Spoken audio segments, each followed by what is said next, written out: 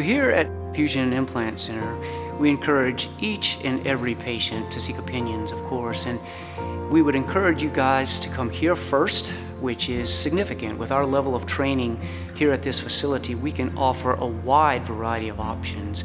But should you come from an outlying source, we would highly encourage each and every one of you to answer or at least ask the following questions to your treating practitioner. First of all, how many of these procedures have you performed? Are you board certified? And are you highly trained and specialized in offering this surgical care along with prosthodontic care?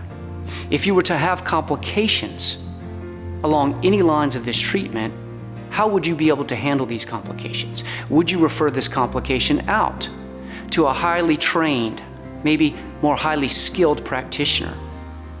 And lastly, if you were treating your loved one, who would you send them to for this treatment?